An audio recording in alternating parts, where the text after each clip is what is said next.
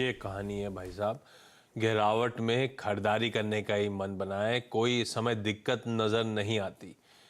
दिक्कत बस एक ही है कि कंफ्यूजन है यूएस में, वो स्लो डाउन स्लैश वो रिसेशन स्लैश वो hard landing soft landing confusion है। रीसेंट डेटा पॉइंट्स, ओपेक के खुद के उठाए हुए स्टेप्स, ये सब पॉइंट आउट कर रहे हैं। इवन गोल्ड का उछाल जो बढ़िया $2050 प्रति आउंस तक गोल्ड भाग गया था, सेकेंड हाफ में माना यह जा रहा है कि रिसेशन या स्लो डाउन की तरफ यूज, स्लो डाउन तो ठीक, अपनी जगह रिसेशन वर्ड इस्तेमाल किया जा रहा है। तो अंटिल खैर उससे पहले अभी तो हम अच्छे मूव्स एंजॉय कर रहे हैं, सिक्योरिटी के अच्छे मूव्स को एंजॉय करिए। राजेश सर कह रहे हैं किसी भी गिरावट में खरीदारी करने का मन बनाना है। मैं आता रहूंगा, कई सारी चीज़ों पे बातचीत करनी है राजेश सर से, लेकिन इस बीच क्वेरीज भी लेता रहूंगा। सबसे पहले हमारे साथ अयोध्या से दीपिका सिंह जुड़ती हुई दिखाइए भाई, दीपिका मैम को स्क्रीन पे। अरे गुरुग्राम से दीपिका दीवान जी जुड़ी हैं पहले, सॉरी आज दो दीपिका हैं तो मैं कंफ्यूज हो गया था।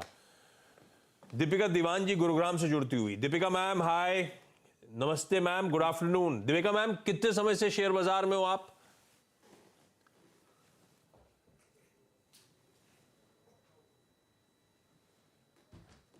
मुझे 4 साल से। अरे अभी फ्रीज हो गए थे, सॉरी आपने कहा 4 साल से। जी मैम तो 4 साल मतलब स्लो डाउन सब कोविड टाइम से पहले की कहानी। कैसे, क्यों इंटरेस्ट जगा था? पहले से इंटरेस्ट था, घर पे कोई करता था? आप इक्विटीज में कैसे इंटरेस्टेड हुए? I have been working woman all my life. तो मैं खुद इन्वेस्टमेंट्स करती थी जो, तो वो दूसरों के थ्रू करती थी, क्योंकि खुद तो नौकरी करते थे तो टाइम नहीं मिलता था, तो बैंक के थ्रू या एडवाइजर्स के थ्रू करते थे।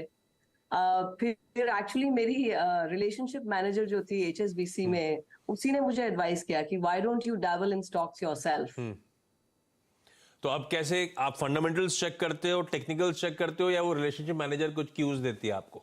नहीं, वो लोग तो नहीं देते हैं क्योंकि उनको अलाउड ही नहीं है ना। वो तो और एचडीएफसी है मेरा मेन बैंक अब, but no they not allowed to.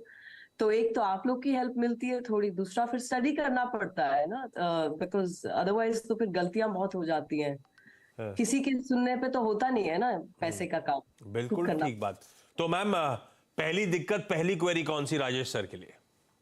तो पहली क्वेरी मेरी है about Dewan housing and finance, जो कि काफी समय से डेड पड़ा हुआ है।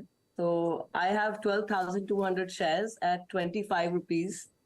जब वो नीचे जा रहा था तो मैं और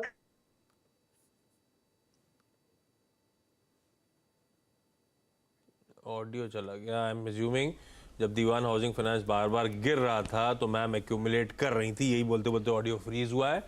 एक्यूमुलेट करते करते 12,000 शेयर्स हैं 25.5 के भाव पे। मैम यही कह रहे थे आप? जी जी जी बिल्कुल। दीवान हाउसिंग तो अब तो डीलिस्ट हो चुका है ना? पता नहीं हो गया क्या डीलिस्ट, क्या होगा? ये डीलिस्टेड है मैम, इसलिए आपको भाव वहीं का वहीं लटका हुआ नजर आएगा।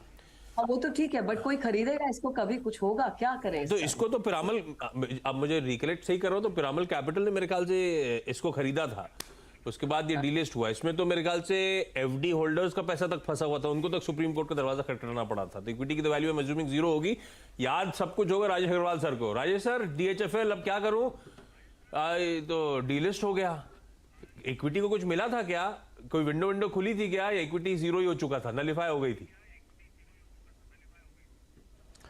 देखिए आशीष जी, आपने सही कहा कि ये पिरामल ग्रुप के द्वारा ले लिया गया था, रिवर्स मर्जर के थ्रू उन्होंने लिया है। 90,000 करोड़ के डेट के साथ ये कंपनी दिवालिया घोषित हो गई थी, और जो एनसीएलटी की बोली वगैरह लगी उसमें बहुत एग्रेसिवली बिड करके पिरामल ग्रुप ने लिया।